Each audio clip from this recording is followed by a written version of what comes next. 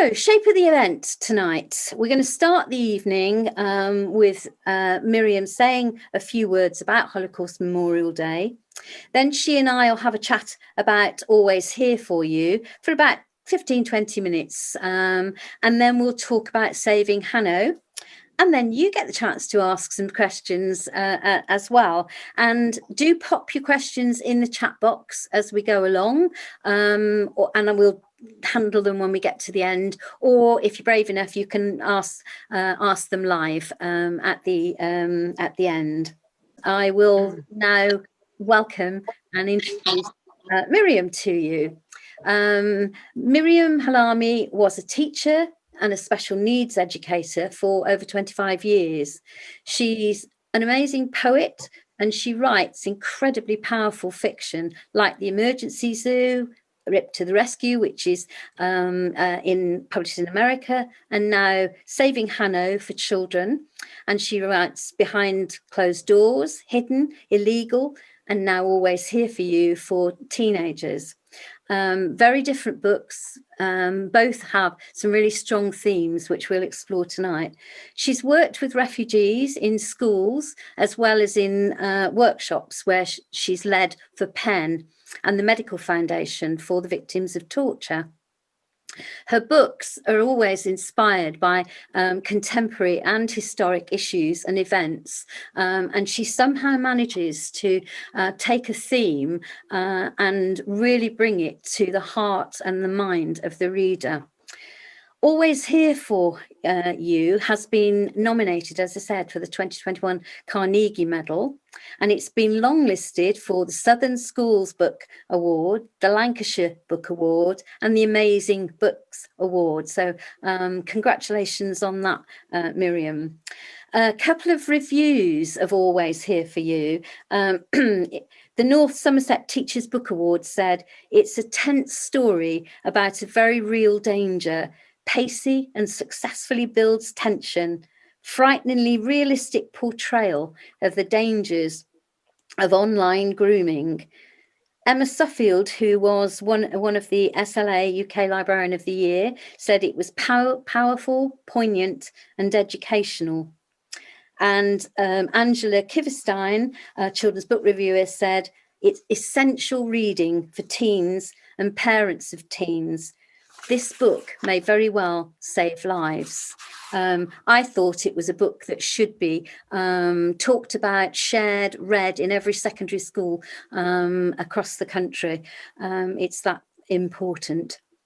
In terms of Saving Hanno, reviews, it's early days for it, but one reviewer that I liked said, I don't know how you set a story in Nazi Germany and make it both heartwarming and appropriate for young readers, but that's exactly what Miriam Halahmy does with Saving Hanno, and I couldn't agree more.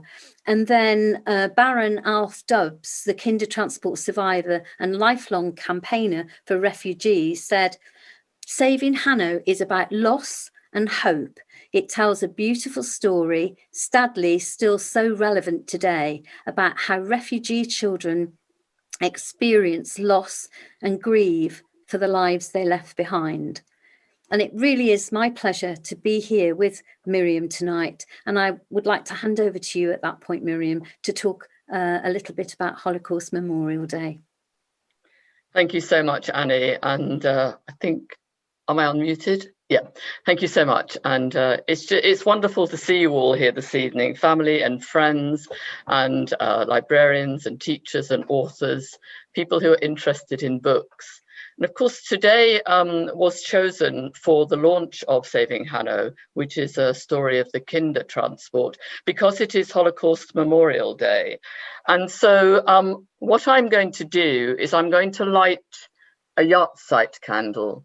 And this is a Jewish memorial candle for us to remember our 6 million dead from the Holocaust, but also to remember all the victims of genocide. And I particularly want to mention the Uyghur Muslims who we've been personally very involved in demonstrating for their freedom. So I'm going to light the candle and I'm going to just give us a few seconds just to pause for thought.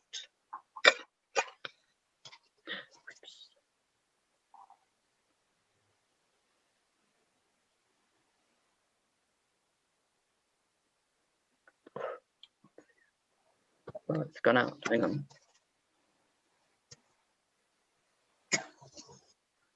Give it another go.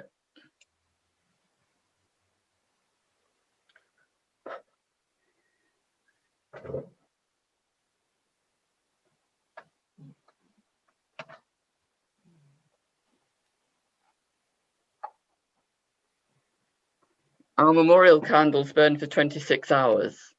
So what we do traditionally is we put them in the sink overnight so we don't start a fire.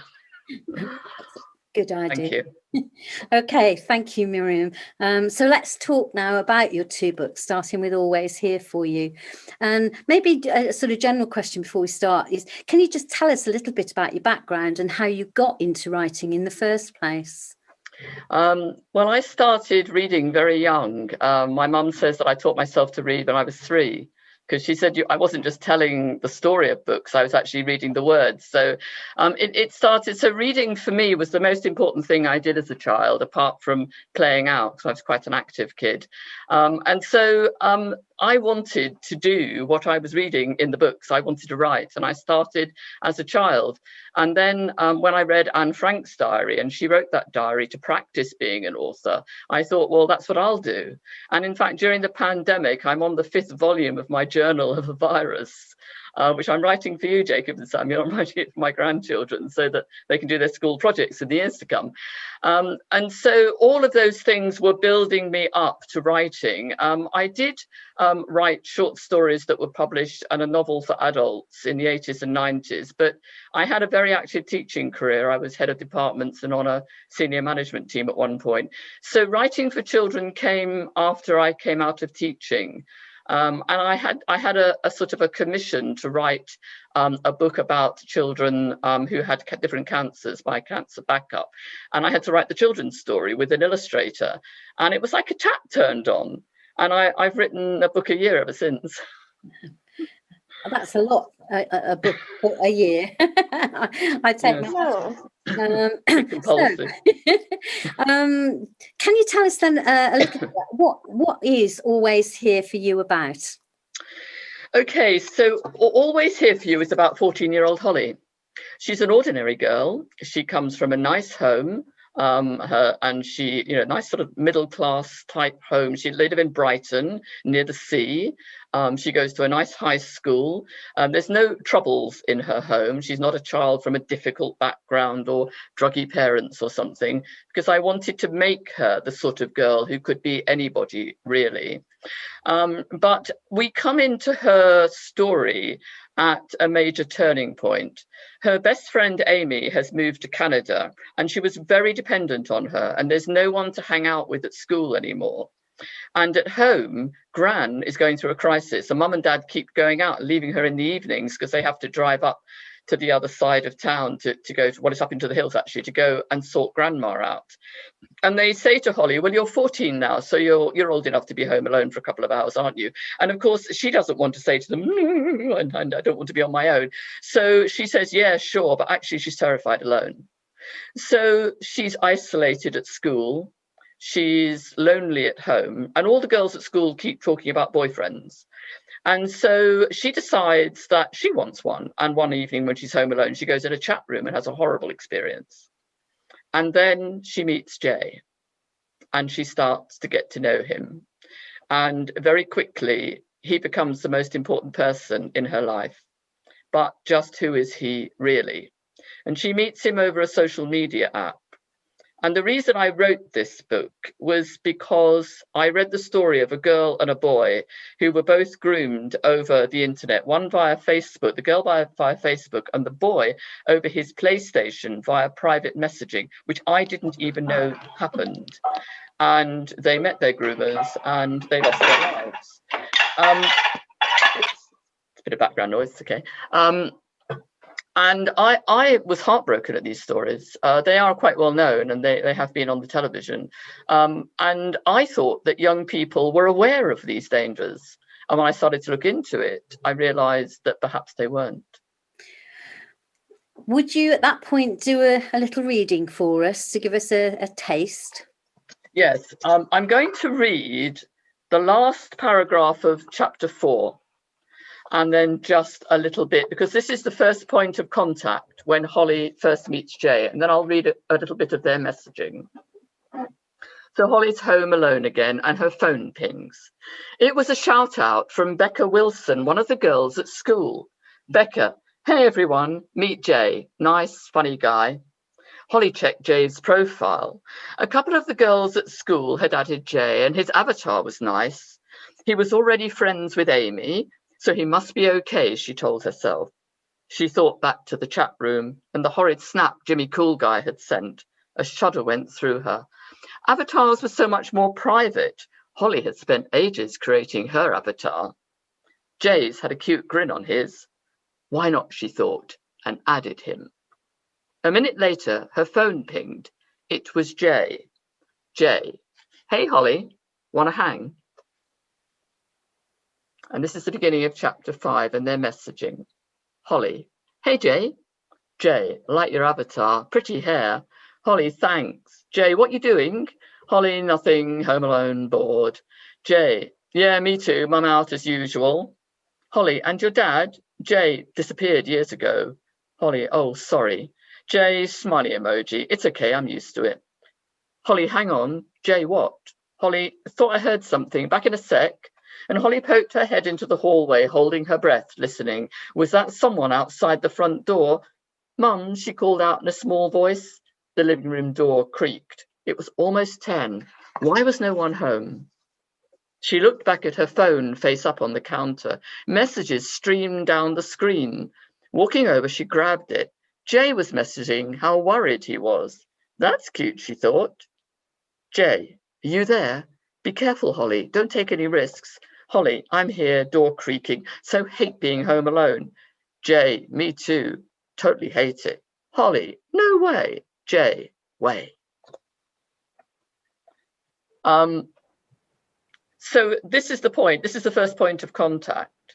And over the period of time, they're going to exchange a couple of thousand messages within about 2 weeks. And Holly is faced with the dilemma of whether she should actually meet this boy that she's met online and has taken up so much of her life. So well, I was going to talk, Annie was going to ask me about the research that I did for this book, which is quite interesting because, as I said, I read about these 2 cases and then I just wanted to read more and more and more. And my husband chairs child protection conferences. So child grooming is something that he would know quite a lot about. And he had a friend called Steve Harris, and we used to get together and talk about cases and talk about how quickly young people can be drawn in by a stranger they meet online. Some young people, there was a 12-year-old girl I read about who met her groomer the next day, almost without sort of any time going on at all. It's one of the things that I think people find a little difficult to understand, how quickly the groomer sucks you in. And as our friend Steve Harris said, the messaging is going on all day and all night, and I show that in my book, that Jay keeps waking her up. And if you have somebody who is messaging you all day and all night, after a few days, you would feel like you'd known them for a few weeks or a few months. And so this was something. So I also consulted somebody in the NSPCC who headed up the child online grooming team. And I told her my ideas and the shape of the book. And she said, yep, you're absolutely along the right lines. And she also said, gave me some other tips as well. So that was very helpful. And obviously I read case studies online, extraordinary information that I found about how the groomer never lets somebody go, which I show in my book as well. And I also had a focus group. I had a group of 13 teenagers, and they were about 13 to 14 years old. And I went in to see them and I said, I want to talk to you about how you use social media, because I didn't want to assume that I knew. And so I said to them, so, you know, would she have met her person on Facebook? And they all fell about laughing and said, no, we did that when we were 10. we don't do Facebook. And I said, you're too young to be on Facebook at 10. And they just sort of rolled their eyes. And they said, our mums are on Facebook. We use Snapchat, which I knew nothing about. And then they went on about streaks, and I sort of switched off after that. But they did show me, one of the things they showed me was the gap between what we as adults think we know about what young people are doing online and what the young people are really doing. Their parents had no idea what they were doing online. They were doing things like talking to their friends on Skype. So they would put their phone up on their friend up on Skype, and they would lie on their beds with the phone just facing the ceiling. But they just preferred having the person live with them than typing out things. They could just talk to them then all night. And the teacher actually pointed out to me that young people today are on a very tight rein, that they're not allowed just to go out whenever they want to. So I just actually talk about messaging and the fact that messages can disappear from the screen. One of the problems is that because those messages disappear, the police don't always have the evidence they need to arrest someone. Do you want to come in, Annie? I did, because one of the questions I was going to ask you was, how aware do you think parents and carers are about what their young people are getting up to in terms of using and accessing social media? Well, I do a very interesting writing exercise, which you could do in schools with kids. It's a one-word exercise. I ask them to write one word on a post-it, how social media makes them feel. But I've also done this exercise with adults, and I'm going to read out some of the words because it's very interesting, the difference between them. So the year 7 kids wrote, social media makes us feel careful, safe, mysterious, creative, jealous, on edge, interested, invaded. Now, these are the words that the adults wrote in a chat box. Curse, bemused, engaging, infinite, concerned, tired, frustrating. And you can see the gap between the kids and the adults. It's huge. But the thing is, it is a very serious issue, and we thought to sort of make the point. We normally, on these kind of events, we always give our listening audience the opportunity to win a signed and dedicated copy of the book. So the question that we're going to ask to enable you to potentially win a copy, and you're on your honour not to Google, and the person who either gets the correct answer or closest to it will win. So the question is, according to the NSPCC, how many crimes for sexual offences that involved an online element, including grooming, sexual assault and rape, were recorded by all police forces across the UK during 2019-20? So pop what you think the answer. How many crimes for sexual offences were that involved an online element during 2019-20? And I'll give you a minute, and I'll come back to that and give you the answer when you've had chance to post. And Bev will keep a watchful eye and find our winner. But the prediction is that this is going to go up significantly in 2021 because of lockdown. And a recent survey showed that about 60% of 8-year-olds and 90% of 12-year-olds in England say that they use messaging services that have a minimum age of 13.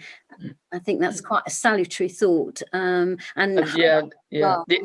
The NSPCC put out a report in autumn 2019 that there are 8-year-olds on their phones giving out their mobile phone number and their addresses to strangers. Yeah, it's home addresses. Frightening. Yeah, it's frightening. So before I ask you a few more questions, can I ask Elaine from Zuntold to just come into the conversation? Because can I ask you, what was it about this book that made you want to publish it? Gosh, lots of reasons, really. I suppose it's beautifully written, fantastic story. Miriam's a brilliant writer, all of those things for sure.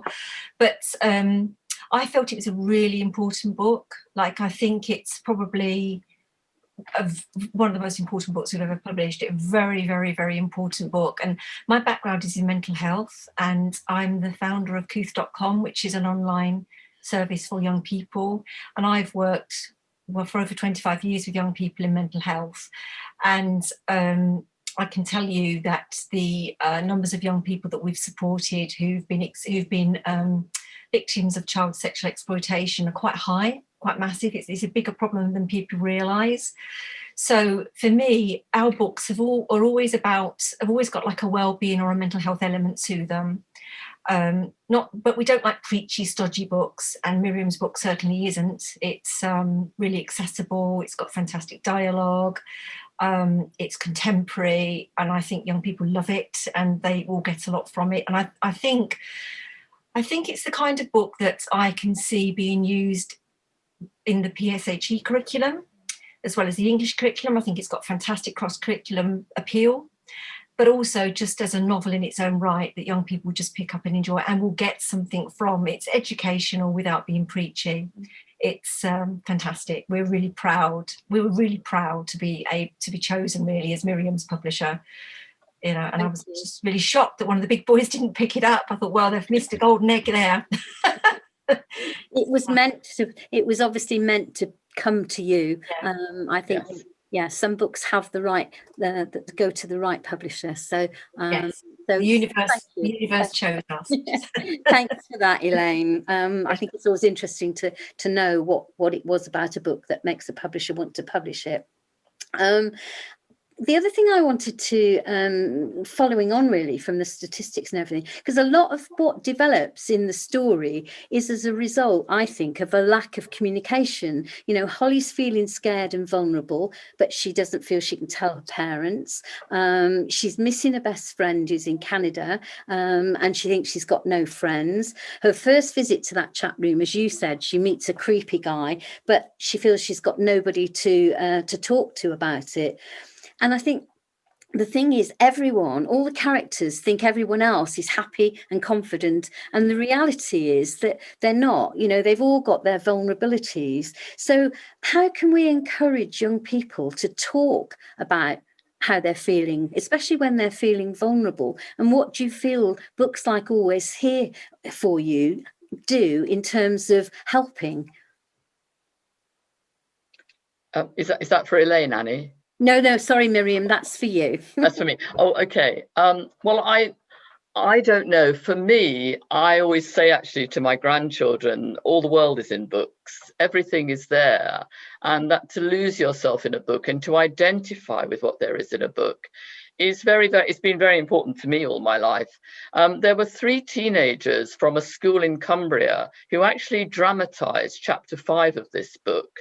And so they really got to know it. You can see it on my YouTube channel. They did it very nicely. And they commented, we learn about all this stuff in school all the time, but it kind of goes in one ear and out the other. But in your book, we're sort of going along with Holly and thinking about what choices we would make at all the forks in the road that she's reaching. Yeah. And I think that that's where fiction can sort of be a route map forward, really. It's not the only one, but it is one of the ways. And I know that it's important for me as a former teacher that kids will find out something from my books. That actually linked into sort of a thought around the characters, because Jay obviously wasn't what he seemed to be on the surface. And that was one of the things that also struck me, because many of the other characters weren't either. You know, Kelly, she was mean and nasty, but actually she wasn't. She was vulnerable and she was, being used. Very damaged. Noah seemed to be a weak crybaby, but actually was incredibly strong when it came to helping and supporting Holly. And even characters like Madison and Aisha, you know, they were the besties, the mean popular girls, but actually they at their core they had a nice element you know, to them. And the message I took was that we've all got shades of grey, and that young people need to look beyond the surface of a person. So was that what you intended, and how do we get that message across to young people? I think it's very important that characters are layered. And I think that that's one of the things. My books are always character led, really. In fact, they tell me what's going to happen next in the plot. And I'm always looking at how I can layer and layer and layer them even more. So although Holly hovers on the edge of Madison, the pretty popular girls at Asia, they're not actually bullies. They're patronizing. They say to her, "Oh, Holly, you're so young, aren't you?" And then they go off with their pictures of their boyfriends. But they're not actually trying to be mean to her. The actual bully in the book is Noah is bullied by another boy in his synagogue, and he's the one who's got the problem with bullying. But that isn't Holly's problem, really. Yeah. Her problem is that she is lonely and has become vulnerable as a result. Yeah. And he, I mean, he really draws her in, doesn't he? You know, you can see, as an adult reading it, you can see how that manipulation is happening, and it takes it step by step by step until we reach the incident of the photograph. And I was interested why you used the idea of the photograph, him getting her to send him a photograph, and what that then led to. Well, he's got to trap her, really. And the threat with such a girl as Holly is that I will tell the world. Yeah. You know, and then she imagines her mum and her dad and her gran, and from this, you know, very nice ordinary world she comes from, of how she just can't face it, really. And in fact, the important point there that I do make when I go into schools, because I do have kids saying to me, "Well, we know all this."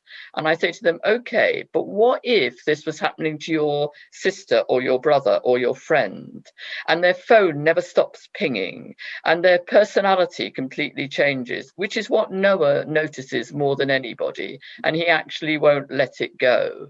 You need to go and ask them, just who are you talking to on that phone? Yeah. Because it may be somebody who's got their claws into them. Yeah, that and again, you know, young people they're often aware of the dangers, very aware of it, but they never think it's going to happen to them. So how do we make young people much more aware and much more safety conscious? Yeah, I mean, I when I go into schools, I say to the kids, I love the internet.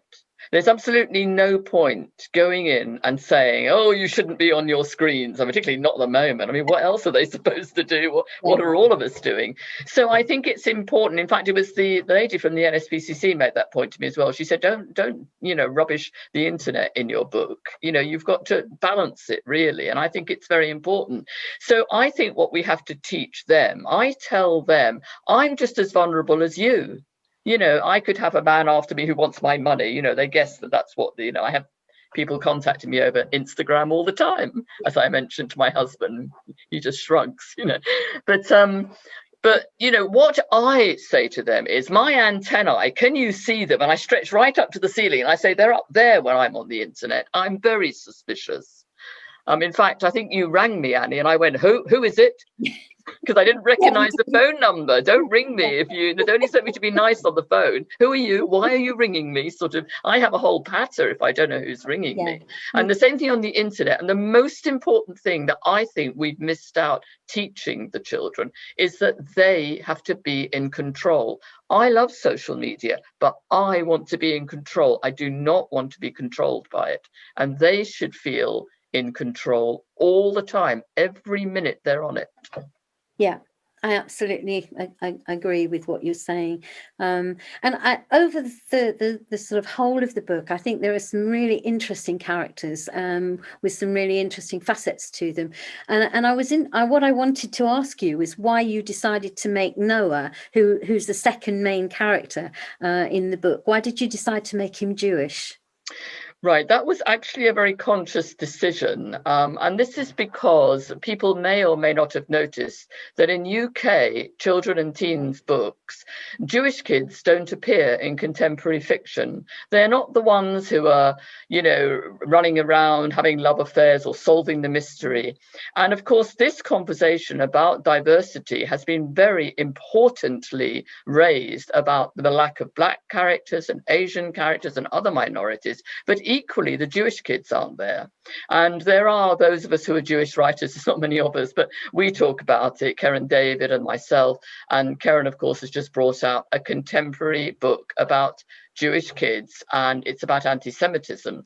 But I wanted to make Noah, I wanted to mainstream being Jewish. So he's one of the kids at school. He actually is being bullied by another boy called Rick, who also happens to belong to his synagogue. And Noah will reference his bar mitzvah in the book, which is just a perfectly natural thing for him. So I don't talk about the Holocaust, anti-Semitism, Israel, Palestine, none of that. He's just one of the kids, and he's got a job to do in the book. And being Jewish is part of who he and his family are. And I'm just kind of making a small point there that, and when I went to the first school where I launched it was a school where I knew some of the kids were Jewish, some of them belonged to my synagogue, some of them I knew their parents. And when I said to them, by the way, Noah is Jewish, their faces lit up. Because I didn't make Noah Jewish to teach non-Jewish kids about being Jewish. I put him in there so that Jewish kids saw themselves being in a book. Yeah, which is, I mean, we say over and over again, don't we, that, you know, all children need to see themselves represented in the books that they read. So that was really important. So one last question before we move on and start to talk about Saving Hanno. What are the key messages that you'd like young people to take from the book? I think to have that antennae up. Don't assume, you can't know who you're talking to until you really do know them. And if there is any reluctance there to show who they are, you can't assume that a stranger you start talking to online is who they're saying they are. We all know that we put on, you know, a face when we're on Facebook or something. I don't go on Facebook and tell everybody, you know, how miserable I'm feeling that day. Well, sometimes, you know, sometimes it's not a great day, but I'm sort of saying, oh, you know, just been out for a nice walk, even though I was freezing to death. And, you know, people are the layers of people are not there at those early contacts on the internet.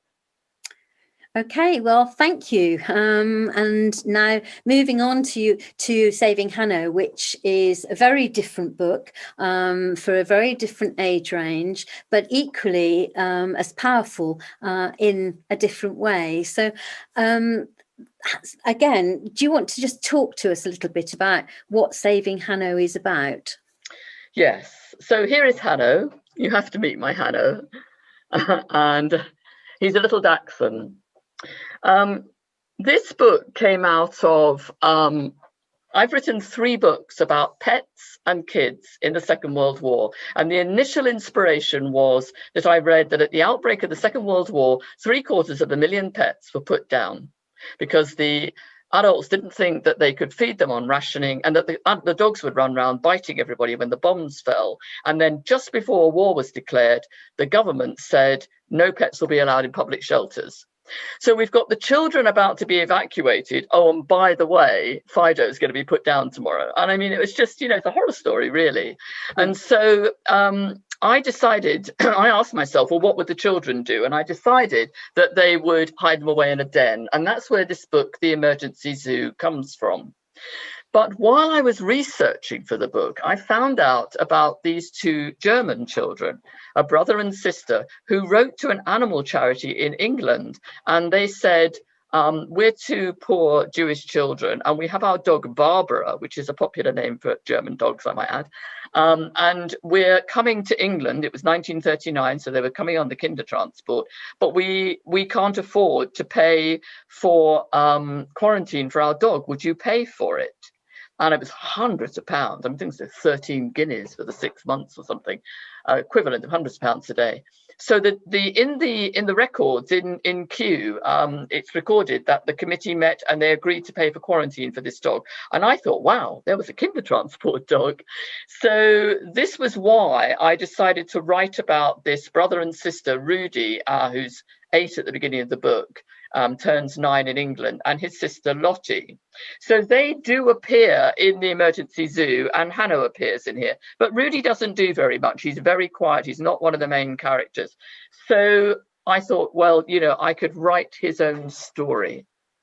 And this would give me a chance to go back to Germany in November 1938 after Kristallnacht, when the entire community knew that they were now at risk. And the British said that they would take in children from the trains. And that was the beginning of the kinder transport. And I thought, well, I've got this dog, Hanno. So this is, you know, a nice thing to peg everything around. That Rudy will focus on Hanno. Because actually I didn't mention that the Holocaust Memorial Day theme this year is Be the Light in the Dark. And so Hanno is Rudy's light in the dark. And that was really how the story happened. And I mean, the subject is quite a difficult one to write for younger children. You know, there's lots of things for adults and some for, you know, young adults, but, you know, not really for the younger end. So how did you approach the writing of it? And kind of what were the rules that you set for yourself when you were writing it? Well, I did decide that there is a story of Rudy's father in the emergency zoo. It's quite a little known story, that his father was sent off, well, grabbed off the street with about 20 Jewish men and made to cut a football field with his teeth. And it happened, you know, there were, before the camps and everything, there were these informal acts of severe brutality towards the Jews, you know, cleaning the pavements with a toothbrush. And this happened a couple of times in Germany. It didn't seem to have spread very far, but it did happen. So I put it in the emergency zoo, but I did not put it into Saving Hanno, because I thought this is, you know, Rudy is only 8 turning 9 in this book. This is a book that could be read by 6+. You know, good readers. And so I have to think very carefully what I'm going to show of what's coming. So I talk in the book, Rudy's parents talk about, you're going to be our pioneer. And I know I did interview Anne and Bob Kirk, who came on the kinder transport, and I know there are people here who probably have heard of them. They've given a lot of talks in schools. And Anne came at the age of 10 in 1939, and her parents said, don't worry, you're going to be a pioneer and you can go before us and find everything out. And then when we come over, we'll know what happens, you know. But of course, most of the kinder transport, their children, they never saw their parents again. So I put in, Rudy decides that, okay, if I'm going to be a pioneer, I'm going to make notes. So there's a child's thing to do. And he writes things like, they have white bread, not dark bread in England. You know, they put milk in their tea, and I think it's poisonous. So I think that really, you know, I'm very character driven in my books. And when I decide that Rudy is 8 in the middle of November 1938, and he's going to turn 9 a few months later, then that gives me the voice. You know, what can an 8-year-old cope with? He's not going to be told very much at all. Some children were told the morning that they left that they were going on a train to England. And it happened with some evacuated children as well. I mean, in those days, there was no child psychology. So you didn't kind of, you know, prepare children very much. I mean, a lot of parents did, but not all of them. So you can have the naivety of the child. And he says at the beginning of the book, well, Nazi gangs are running down our street, but I wasn't allowed to look outside the curtains, you know, because he's taking it from where he is. It is worrying. It is frightening. But one of the things that a friend, a Holocaust educator, Karen Van Koerden, has said to me is that primary schools do want to teach something about the Holocaust, but most of the books are not accessible for the age group. Whereas a book like Saving Hanno, which is focusing on a boy saving his dog's life more than anything else, then the historical background is there and the child can access it and the teachers and the parents can do what they want to with it. but I don't have anything overtly frightening in it. I try to avoid most of that, although perhaps in my reading you might think it's... Which leads us nicely into the fact that you are going to do a reading from Saving Hanno, and Karin is going to do a live drawing. So over to you guys. Fantastic. I can't wait for this. Oh.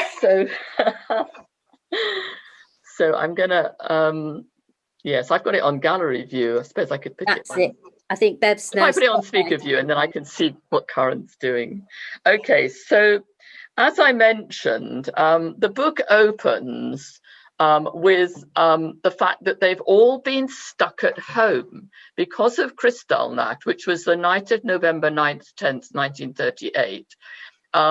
Rudy and his sister have not been allowed out. And actually, when I was saying this on this morning, when I say it to children, actually, I say to them, well, we all know what it's like being stuck at home and being bored. And Rudy, of course, has got Hanno, so he teaches him tricks. And here's one of Karin's marvelous drawings. He's teaching him to pick up the letters. Isn't that fantastic? And she's got the period so well, and it's wonderful watching her draw. So, but now they are going to go back to school, and the synagogues, they know the synagogues were burnt down, and Emil says, yeah, why is it they didn't burn our school down? And Rudy says, if school burned down, what would we do all day? We were walking on the road by the river. Our city is called Frankfurt am Main, which is on the River Main. It's quite a lot to spell out. I could do it by the time I was 5, but Emil still can't even spell Frankfurt, and we're nearly 9 now, and that's why Emil hates school. It's easy, he declares. We play all day in the park with Hanno. Race you. Emil's taller than me, and he can run like the wind. I follow my school bag, bumping on my back, and arrive puffing behind him at the school gates, but then my stomach does a flip. Konrad Muller is there with his gang. They're much bigger than us, and they're all Hitler Youth. Jews can't join the Hitler Youth, which is a bit unfair because they have a uniform and they go camping and everything. They bully Emil and me and the other Jewish kids. Germany has changed, Papa says every day, tapping the newspaper, his hand running back through his dark, wavy hair. Hitler's made this country stink. Then let's go to Palestine, cries out Lottie, her brown eyes flashing. We all have brown eyes and olive skin that tans deep brown in summer. My dark brown hair is wavy like Papa's, but Lottie and Mutti have straight brown hair. We're all quite short, not like Emil's family. Lottie's in her own youth group. They used to go camping too. They want to build a Jewish homeland, but they had to stop meeting ages ago. Lottie came home in an awful temper one day and yelled, "We're banned! Can you believe it?" She still sees some of her friends from the group, and when she comes home, she talks non-stop about going to Palestine. And Papa says, be quiet, please, Lottie. Germany is our homeland, and that's that. Push off, Jew boy, snarls Konrad now, and he punches Emil in the stomach. Emil doubles over, groaning. The gang crowds around and starts to chant, fight, fight. I open my mouth to stick up for Emil, but nothing comes out. Emil straightens and puts up his fists, but his face, usually dark like mine, has gone as white as the ice on the river. Konrad lets out a nasty laugh, and his gang shouts even louder. And then a whistle goes, and I see our teacher, Fraulein Becker, striding across the playground, fair hair in 2 plaits swinging around her face, cheeks red from blowing so hard on her whistle, and my legs go weak with relief.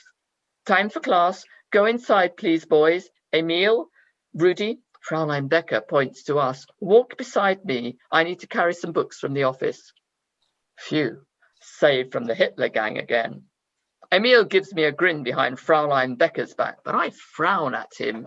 Why can't he keep clear of trouble like Hanno and me? If I see Hitler Youth, I duck down a street or hide behind the rubbish bins until they've gone. Hanno knows when to keep quiet, but he's really brave. He'd never run off and leave me, no matter how scary things were. Hanno and I are a team. We look out for each other. Fraulein Becker piles our arms with books, and we follow her into class. It's silence in the room, which is strange because everyone's calling out and chucking things to each other. Even stranger, Conrad and his gang are sitting in the front row, arms folded neatly on their desks, looking up at a teacher I don't recognise. The teacher has very pale skin, a bit like Conrad and his gang, and is wearing an armband with a swastika on it. Uh-oh, I think. He's a Nazi. Emil and I dump the books onto the teacher's desk, and then the man with the swastika swipes at our bare legs with a ruler. We yelp. It really hurts. And Conrad lets out a snort of laughter. "You Jew boys," shouts the teacher. He points to the yellow stars sewn on our jackets. "All Jews have to wear them now. Lottie says it's utterly despicable. Get to the back row, and I don't want to hear or smell you again today." I look over my shoulder at Fraulein Becker. Her face has gone very white. I can see she's feeling upset too. Fraulein Becker doesn't mind that we're Jewish. Emil tugs my arm and pulls me to the back row. And when we sit down, I throw him a worried glance. But nothing gets Emil down for long. He gives me a long, slow wink. Terrific. Emil has a plan. Can't wait for playtime. That was pure magic. Just watching and listening, you brings the story to life. And while Karen's still beautiful drawing, Karen, can I maybe bring Janetta in at that point, because I was going to ask Janetta, what was it about the book that made you want to publish it? Here we are. Am I? Can you hear me? Oh, great. Yes, and then I'll come back to Karen. Well, I just loved this book as soon as I read it. I found it very powerful and very moving. I've wanted to do a book about the Kindertransport for a long time, and wasn't quite sure about the right way to do it. And then reading this one, it just seemed the perfect way to bring a very, very important topic to a younger audience, and that's something that Otterbury Books does a lot of. We like to deal with big issues, big topics, but in an engaging way for younger primary age children. And this just seemed perfect, that children would be able to see the significance of the Kindertransport. They'd be able to find out a bit more about the Holocaust in a sort of indirect way and the Jewish experience in World War II, but like Miriam said, not in a scary way. And I loved the diary element. It's written all in the present tense. I think that's very powerful, and I think it makes Rudy's character come out really strongly. Yeah. And the family, and Lottie is a lovely character as well. And then the dog, of course, is very important. That also makes it more appealing to younger children, having Hanno running through the book, and the rescue of Hanno coming to Britain with Rudy, making his journey more bearable, and then the way that Rudy and his friends rescue Hanno so that he's not put down. I also wanted to work with Miriam. Well, I have worked with Miriam once before when I was at Francis Lincoln, but not for a long time. Mm-hmm. And, this just seemed like a perfect choice for us. And then I must speak about Karen, because... that was my next question. Yeah, well, the very first publisher to publish this book in the US was Holiday House. And that book, when it was published then, it didn't have illustrations. And I just felt that this book really should have illustrations. And I knew that Karen was interested in the Kindertransport. We talked about it a while ago. So and I just also felt that Karen is the perfect illustrator to get across the character of the children and the dog, and that she would really add a dimension to this book. So, very, very proud. And I should say it's our very first sort of middle grade fiction title. And I couldn't be prouder. Thank you. What a fab title to start with. And actually, I think Karen was an inspired choice to illustrate it. And can I ask you, Karen, how you approached working on the book? How did the process work for you? Well, As always, I read a book, and if it goes straight to here, then I know it's something that I want to do. And obviously that's what happened. I just, even after the first page, I read it quite quickly, and then I went back to it and read it in more detail. But I knew already that it had touched the right spot. Thank you, Miriam. Your writing was so beautiful. Thank you. And again, it's this whole thing about, and I'm always really, really interested. I've worked with Janetta before on some big books, you know, like how do you begin to tell the story of you know, the First World War, the plight of the Jewish people in Germany, and, you know, leaving home. How do you do that?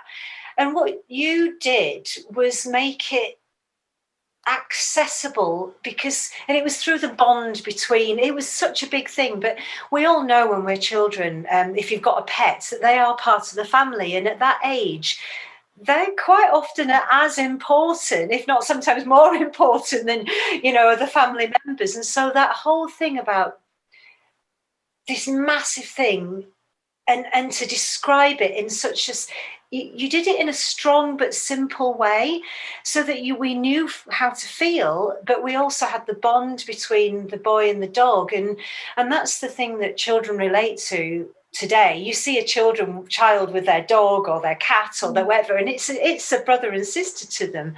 And that's something that isn't something that's happened in the long distant past. It's something that's so now. And that was the immediate connection. And then the thought that, you know, the pets might not be with you, and that is that connection between you and home, even though you don't really know that that's what you're thinking. Maybe, you know, Rudy didn't realise that, but that whole thing was signified absolutely everything about him and his family and the life that he had, the life that he has now. And to think that that might be taken away. And obviously I love drawing children. I love looking back in history. I like connecting the past and the present, because we are still the same people, no matter when we were born, and no matter how, you know, we're going through something that we think is really terrible now. But the things that happened 60 odd years ago were unfathomable. But we all have animals, we all have pets, we all remember what it was like when we were a child. So everything just felt right, and I just couldn't wait to do it. And I'd never drawn a dachshund before. I've drawn lots of animals, but I'd never drawn a dachshund. So you do it very well. I know. And it was just great. I've just fallen in love with them. And like Miriam was saying, I keep wanting to have a dachshund. I'm sort of, if I see one in the street, I'm always going up to them and talking. And I have to make do with this. Yeah, absolutely. Well, I mean, you have to say your illustrations work so, you know, empathetically with Miriam's text, that it does combined. It makes a real impact on the reader. So thank you, and thank you for the beautiful live drawing tonight, and thank you to Janetta. And this is your chance to win a signed copy. And I'm sure a lot of you will know the answer to this question. So this will be the first one to get the right answer. Holocaust Memorial Day is celebrated and commemorated on 27th of January. Why the 27th of January? So first one that gets the answer correctly, and Bev will monitor that, and we'll announce the winners at the end. So let me come back for a couple of more questions to you, Miriam, about Saving Hanno, because one of the most powerful moments for me as a reader was when that kinder transport train left the German borders into Holland, and that sense of freedom that the children suddenly had, and Lottie's reaction to the yellow star that she was wearing. Can you talk a little bit about that symbolic moment? And you know, was that as a result of the research and talking to people who'd been in that position? Yeah, that moment of, can I just say thank you to Karen actually, because the illustrations have really been wonderful, and I feel very, very blessed as an author to have my book illustrated in this manner by such a talented illustrator. And what you've done this evening, we've loved. So the whole point about the yellow star is a little bit of an issue for my book, because although the Germans did decide to force all the Jews to wear yellow stars after 1938, it didn't actually come in until after the end of my book. But as we've said, it's very difficult to look at all the things that happened to the Jews for such a young age group. But the humiliation of having to wear this star, I felt, was an important symbol. So I slightly moved history slightly around. And I do put that in my note at the back so that people can set it in context. And that humiliation, the Jews have talked about themselves. Humiliation was one of the great tools, actually, that the Nazis used. And one could focus terribly on the pain and the suffering, but all the survivors will tell you about the humiliation as well. And so having that as a symbol through the book, Lottie, of course, is going to be a bit of a leader in that train carriage. She's at the top end of the age group, and there are lots of little children around her, and they don't really realize what's happening. And then they cross the border and they're in Holland. And from all the children who report that moment, it's a huge moment when they suddenly know that they are free, that the soldiers will not come back on that train, throw their suitcases or them out the windows or attack them in any way, that they are free of the Nazis. And so that symbolism of now we don't have to be humiliated Jews, ripping the star off and treading it into the floor of the carriage, I felt actually depicted a lot. And there's a lot there that people could discuss about what that meant, why the Nazis did that. And, you know, those of us who know about the Holocaust know what their aims were. But for children, I think children very, very young understand humiliation, actually, and they have pride and they have dignity, as, you know, 1, 2, 3-year-olds, they do. And so they will understand what that moment meant. I think the other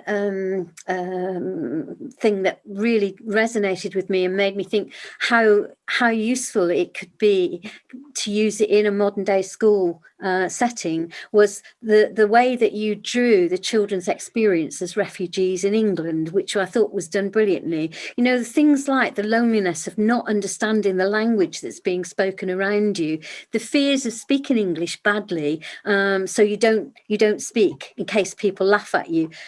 The big contrast between those two sets of foster parents and how you know, Rudy was treated and how Lottie was treated, and that painful Rudy's constant fear of revealing that he is actually Jewish and wanting to be seen as a good German, and you know, and don't you I mean, again, with the situation that we're in at the moment and that move to the far right, was that a kind of conscious decision when you were writing the book to make those points? I think that really I was probably just very, very inside the character. What would it be like that first night in that strange room? What would it smell like? What would it feel like? I was thinking of all of the senses, you know, and then his problems of mixing with other children, and always they see him as German, and has his foster parents turned against him? Maybe they don't want him anymore. And how do I show that I'm one of the good Germans? And of course, different people are going to receive him in different ways. He's bullied by some people, he's accepted by others, and then he's not just German, he's Jewish as well. And a lot of people don't even really understand that, you know. And when there was a school called the Hasmonean School who brought in Polish Jewish children, and they all had to be evacuated to the countryside, and they were put in these homes in the middle of an English village, and they thought they had the enemy living with them because of the way the children spoke. You know, England was a very different place in those days. We're a bit more cosmopolitan now, but how many people met someone from another country? No one traveled abroad in the 1930s. Ordinary people didn't. So he's coming into this into this situation. This country's about to go to war with his homeland. His parents are still back there. It's an absolute maelstrom of things going on. I think the parallel today, which Lord Alf Dubs brings in, is that he knew what it was like to come as a 6-year-old on that train on his own. And he goes into Europe and he meets onto the continent and meets unaccompanied asylum-seeking children who have nobody with them, and says, why can't we take more of those children here, which a lot of us agree with. And there are people who are survivors of the Kindertransport who've donated, I think, £2,000 each to Safe Passage to bring a child over, because they said they had to pay £50 for us, and that's the equivalent of £2,000 a day. It's a lot of money. It wasn't that straightforward, the Kindertransport, and there's in fact Dr. Amy Williams is with us tonight, who is a Holocaust historian, and her focus is memories of the Kindertransport, and she writes a great deal about all the different Kindertransports and how people ended up in New Zealand and came from all different places. And her research has opened my eyes. I've learned a great deal from Amy. Well, she says your book is fantastic. She's just posted in the in the chat box. So I know we're running slightly over, but we didn't start until late. And I do want to give, if anyone has a question, if you would like to pop it in the chat box. And perhaps while you're doing that, we'll take a couple of your questions. Maybe Miriam, how would you like schools and families to use this book? Well, I mean, I always think that a book is there for children to read. So, you know, it doesn't always have to be an educational tool. But I do think that it is a book that a class could take as a reader. If they're doing, I know that in year 5 and 6, they do the World War II, because a lot of them use the Emergency Zoo as a class reader, and because of the animals link, they see it as a, you know, it's quite a fresh way into World War II. And then if you are looking at what happened to Jewish people and ways in which, you know, the Germans of the Nazi era expressed their hatred of Jewish people, then I think Saving Hanno can give you quite a lot of material. We also have teachers' resources that I've designed that Janetta Otterbury has put up on the Otterbury website. And I think, you know, and parents as well, if they want to raise this subject, or if children are asking questions, this is a book that can be a discussion point. But it's also just a book for children to read and find out about Rudy's journey through the book. Well, we don't seem to have any questions, but we've got lots of very positive comments about the book being fantastic. And Rose has commented that her dad actually was liberated Bergen-Belsen. So you see how much children are enjoying and finding comfort in their pets now. Lovely empathetic illustrations, some really lovely comments, which we'll share with you afterwards. So what I will do now is bring the event to a close. But before I bring the event to a close and thank Miriam and Karen, I was just going to remind people that the teachers' resources for Saving Hanno is on the Otterbury website, and there will be teachers' resources for Always Here For You, as Untold and Miriam are working on those at the moment. You might like to be reminded that the 9th of February is Safer Internet Day, and actually I've been working with international colleagues, and we'll be launching a global survey for school and public libraries staff to try and evaluate how different countries protect children and train library staff to keep children safe on the internet. A little plug for us that both Miriam and Karen can be booked for school visits through Authors Aloud UK. And just to let you know some future virtual events, we have our first Authors Aloud UK Awesome Author Fest for World Book Day week, and we have this is a paid for chargeable events for schools. On Monday the 1st we have a draw along with Tony DeSaules. Tuesday the 2nd we have Sally Gardner. Wednesday the 3rd we have Joseph Quilo. Thursday the 4th, we have Robin Stevens, and Friday the 5th, we have Alex Whittle. So if you're interested in any of those, please contact us on info@authorsalouduk.co.uk. If you don't want us to keep your details on file so that we can let you know about future events, please email me and I will remove you from our list, that you'll miss some brilliant authors. Anyway, I need to say a few thanks. First of all, to Zuntold and Otterbury Books for asking us to host this launch tonight. So thanks, Elaine and Janetta. It's been a really lovely evening. Thanks to Bev and Naomi for being here in the background, and particularly Bev making sure Zoom behaves, but it obviously hated me tonight because it threw me out. Thank you to all of you brilliant people out there for coming tonight and supporting us by booking our authors and coming to our events. But finally, a special, huge thank you to you, Miriam, and to you, Karin, for just such a great evening.